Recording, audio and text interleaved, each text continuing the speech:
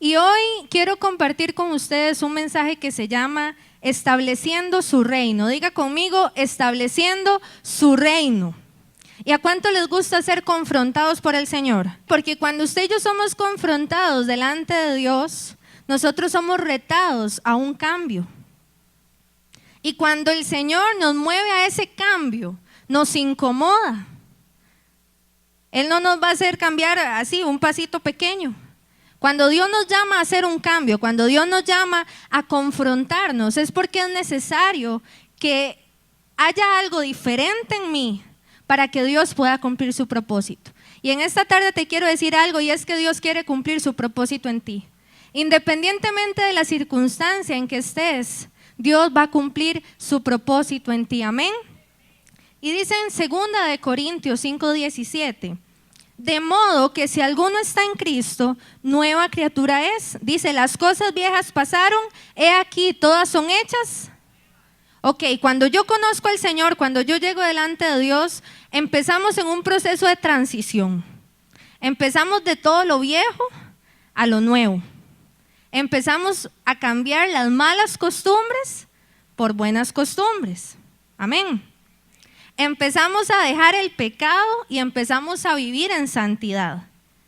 Entonces ese cambio, esa transición que Dios hace en nosotros es un cambio continuo. Es un cambio que seguimos conociendo al Señor, avanzamos, pero esa época de transición sigue constantemente en nuestra vida. Pero cuando Dios precisamente me llama a una nueva transición, es porque Él tiene algo nuevo.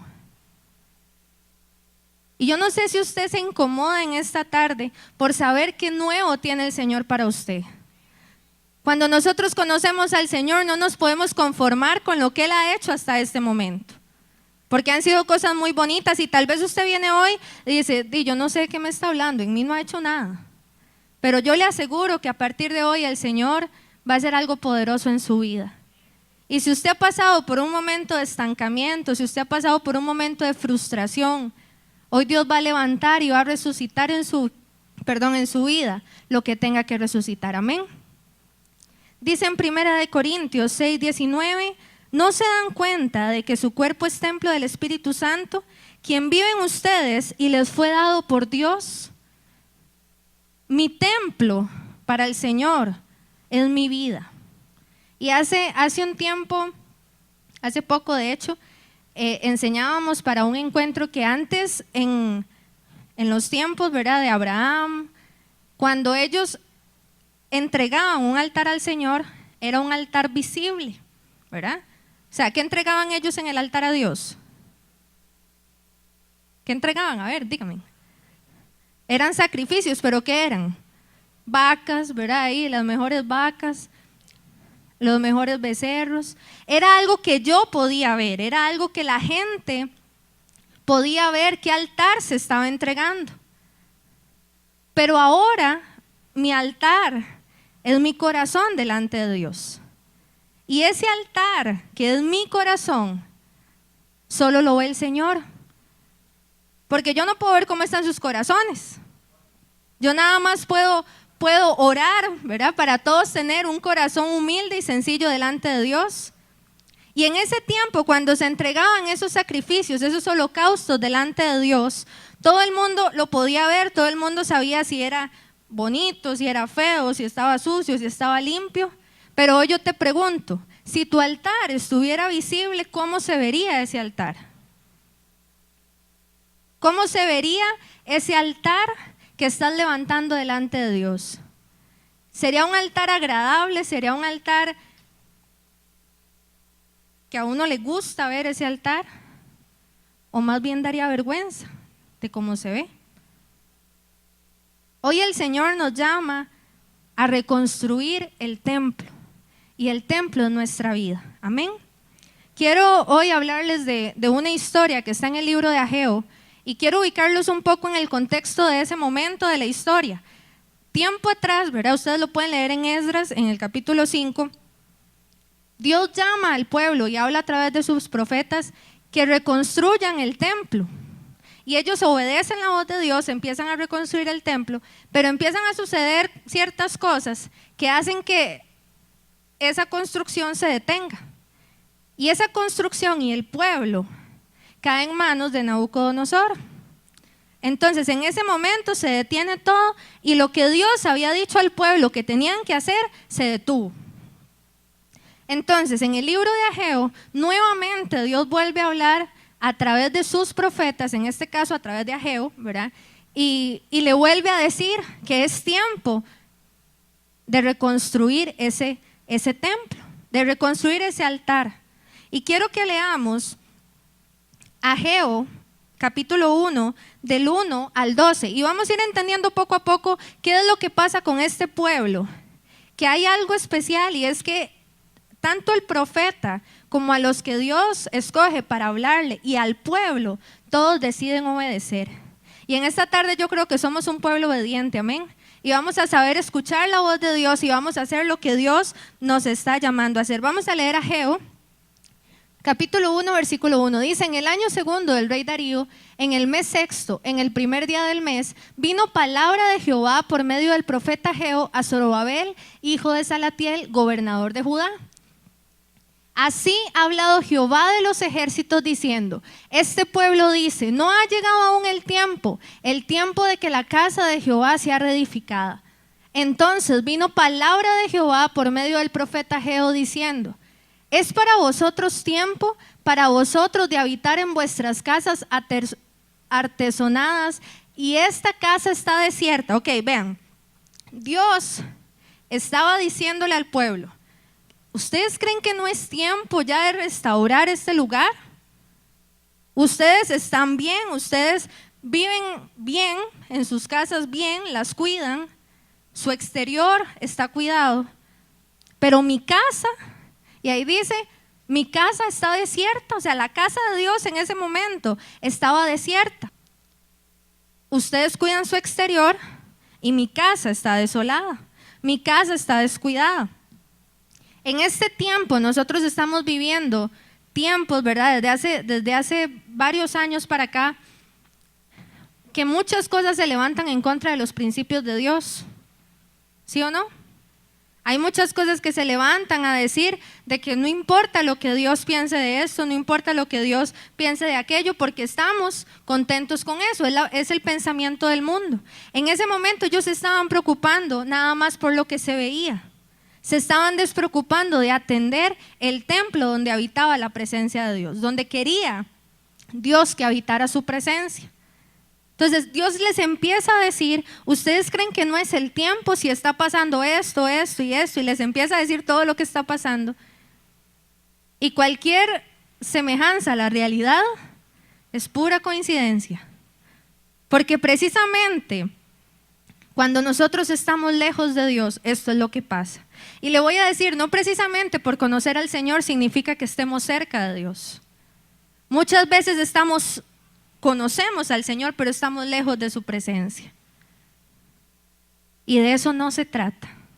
Dios te hizo desde el principio para estar cerca de Él. Y muchas veces nos enfocamos más en lo que la gente puede decir, en lo que me satisface, en lo que mi familia puede pensar, en lo que mis amigos pueden pensar de que me hice cristiano, de que ahora digo que conozco al Señor, y me despreocupo por buscar la presencia de Dios, me despreocupo por atender y por reconstruir el templo que Dios me dio, que soy yo, que es mi vida, es su vida el templo de Dios, nada más que su vida. Y Dios empieza a confrontar al pueblo a través del profeta. Y cuando Dios confronta, Él escoge a sus siervos para hacerlo. Él escogió en ese momento hablar a través de Ageo y darle la palabra a Zorobabel y a Josué. Y de ellos pasó la palabra a todo el pueblo. Cuando nosotros somos confrontados, necesitamos recibir esa confrontación. Humanamente probablemente no te va a gustar lo que Dios te diga. Te va a incomodar, te va hasta molestar lo que Dios te diga. Pero espiritualmente, si Dios te está confrontando, es porque algo está pasando. Es porque Dios quiere hacer algo nuevo. Es porque Dios quiere llevarte a otro nivel. Es porque Dios quiere que la iglesia despierte. Nosotros no podemos estar dormidos ante la situación externa. Nosotros no podemos estar dormidos ni siquiera con nuestra propia vida. Analice usted si usted está lejos de la presencia de Dios o si ha estado cerca de la presencia de Dios. Hoy Dios va a hacer algo especial en esta tarde, amén. Dios anda buscando gente que esté lista para escuchar su palabra. Dios anda buscando gente que diga: Señor, aquí estoy, yo recibo esa palabra, yo recibo esa confrontación, no me importa, yo lo recibo y yo lo voy a hacer. Dios anda buscando gente que sea gente obediente, que sean siervos que estén ahí cerca de la presencia de Dios y que le digan: Señor, ¿qué quieres hablarme? ¿Qué nuevo hay para mí? ¿Qué tengo que hacer con el pueblo? ¿Qué tengo que hacer en el lugar que estoy? No se trata nada más de levantar un altar en mi propia vida, significa levantar un altar en cualquier lugar donde yo esté. Y si el altar está caído en los lugares donde yo estoy, es porque algo está pasando con mi templo. Y eso hoy tiene que cambiar. Dios escogió a sus siervos para hablar. Dios sabía que si les hablaba a ellos, algo iba a pasar. Dios estaba ansioso de que no volviera a pasar lo que había pasado tiempo atrás, de que se había descuidado el templo. Dios estaba ansioso de que su pueblo prestara atención y le dijera: Señor, vamos a hacer como tú digas, vamos a hacer lo que tú quieras, nada más. No se trata de lo que usted y yo queramos. No se trata de lo que a usted y a mí nos guste. Se trata de lo que a Dios le gusta. Y se trata de lo que a Dios le guste tener en su templo. Precisamente ese proceso de transición por el que nosotros pasamos es para eso, para aprender a conocer qué es lo que a Dios le gusta en su templo. Entonces, lo primero que Dios hace cuando habla a su pueblo es confrontar. Diga conmigo: confrontar. Y deje que hoy el Señor a usted lo confronte. Deje que hoy el Señor saque lo mejor de usted. Que hoy le diga: eso no me gusta, eso hay que cambiarlo. Eso no me está adorando. Esas palabras no me están adorando. Esas costumbres no me están adorando. Ese lugar que visitas no me está adorando. Ese pensamiento no me está adorando. Que hoy el Señor pueda renovar nuestro templo. Lo segundo que Dios hace cuando habla a su pueblo es que Él respalda. Dios no te va a dar una palabra y te va a dejar guindando, como decimos. Si Dios te da una palabra, Dios te va a respaldar. Si Dios te manda a hacer algo, Dios te va a respaldar. Yo estoy segura que en el momento en que Zorobabel y Josué reciben la palabra de Dios a través de Ageo, ellos sabían que tenían que obedecer, porque ellos sabían quién estaba de su lado. Después de que Dios nos confronta, después de que Dios nos muestra su respaldo, hay algo muy lindo, y es que hay honra. Diga conmigo: honra. Dios confronta, Dios respalda, pero Dios también honra al que le honra. Dios también viene y levanta el brazo de la persona que le está honrando. Siga adelante, yo voy con usted. Hay una honra especial para el que obedece a Dios. Hay una honra especial para el que muere a sí mismo y le dice: Señor, aquí estoy para seguirte. Aquí estoy para obedecer tu palabra. No me importa lo que tenga que dejar, no me importa lo que tenga que morir, aquí estoy para obedecerte. Hay una honra especial en eso. Leíamos antes que Dios llenó la casa de su gloria como nunca antes. Hoy Dios te saca de lo viejo. Hoy Dios te saca de todo ese confort donde has estado. Hoy Dios te saca incluso hasta la mediocridad. Porque te voy a decir, Dios no es un Dios pequeño. Dios es un Dios grande. Y Él cree por cosas grandes. Y si Él te ha llamado, nunca pienses de que el llamado va a ser pequeño. Nunca. Porque no podemos esperar cosas pequeñas de un Dios tan grande. No podemos esperar cosas feas de un Dios tan lindo. Y de un Dios que sin importar de dónde Él nos sacó, sin importar de dónde te encuentras en este momento, el Señor te saca. El Señor nos sacó de lo más sucio para levantar a su pueblo y ser de bendición a otra gente. Nunca, nunca, nunca, diga conmigo, nunca, nunca voy a dudar de lo que Dios ha diseñado para mí. Y dice en 2 Corintios 1:22, y nos identificó como suyos al poner al Espíritu Santo en nuestro corazón como un anticipo que garantiza todo lo que Él nos prometió. ¿Sabe cuál es la promesa más grande de Dios? ¿Cuál es la garantía más grande que Dios nos puede dar? Es el Espíritu Santo.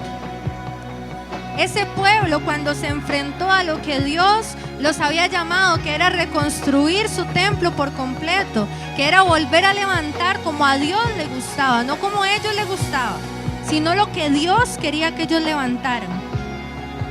Él que les dijo: y mi espíritu irá con vosotros. Y mi espíritu irá con vosotros. Y mi espíritu irá con vosotros. Y el Espíritu Santo es la garantía de Dios para nuestras vidas. Se vean qué lindo. O sea, Dios es Dios. Y Él nos da una garantía de que todo lo que Él nos dice es real. O sea, ¿quiénes somos nosotros para recibir una garantía de Dios? Y yo no sé usted, pero conocer al Espíritu Santo es lo mejor que a uno le puede pasar. Yo creo que Dios mismo fue nuestro ejemplo de despojarse. Primero de Jesús para que muriera por nosotros. Y luego nos promete la presencia del Espíritu Santo para siempre.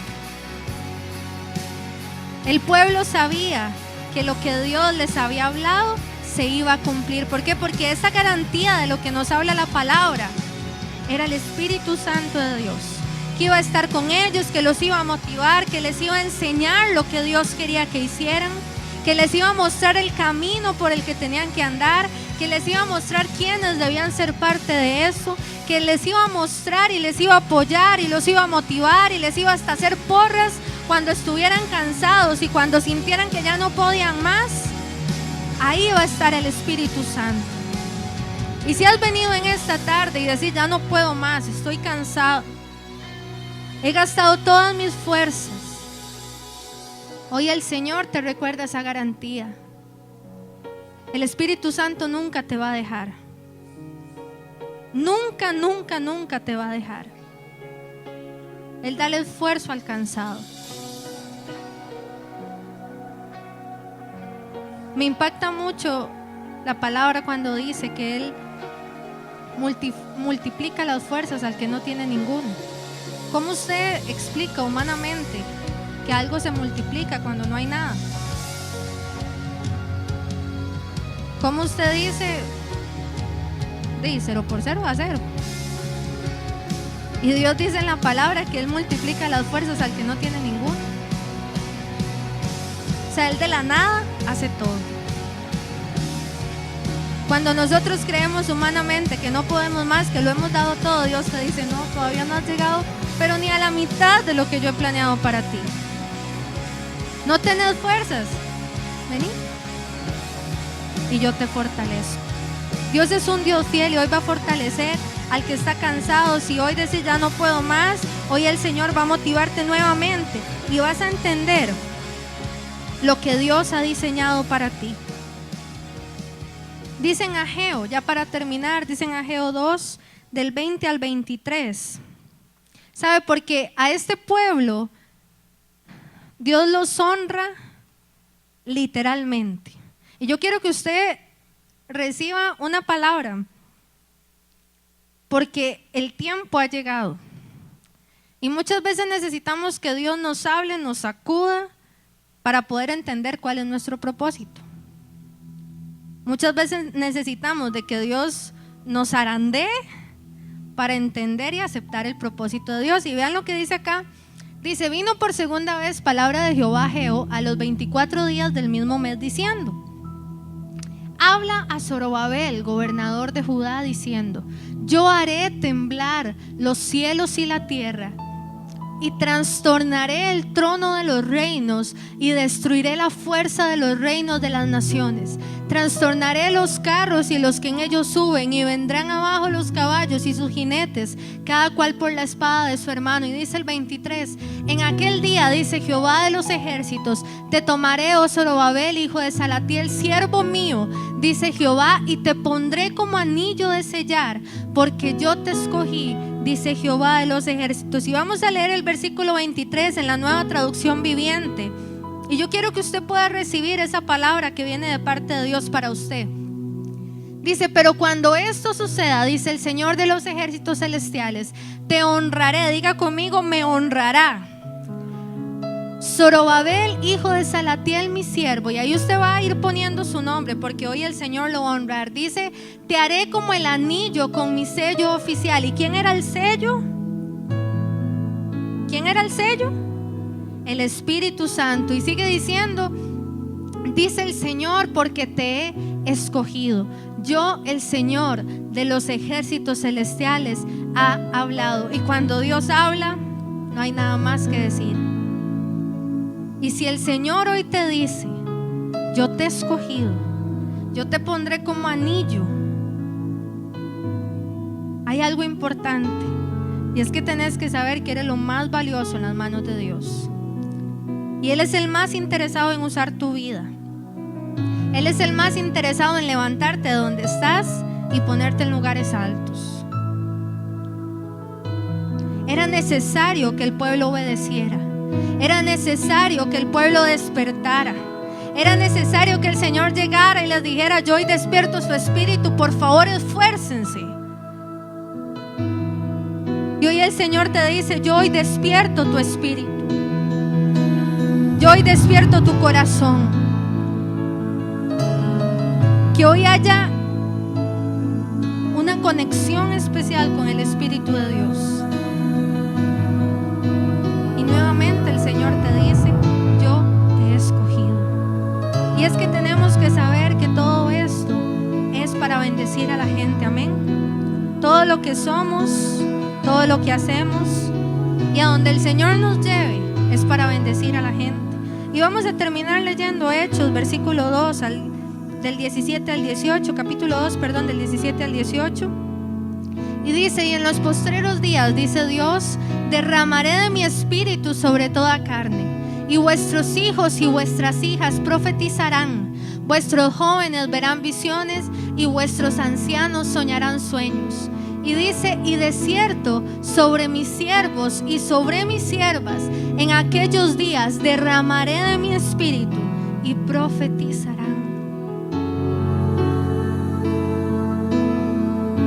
El Espíritu Santo ha prometido estar con nosotros. No tengas miedo. No temas del llamado que Dios te haga. No temas de abandonar el mundo.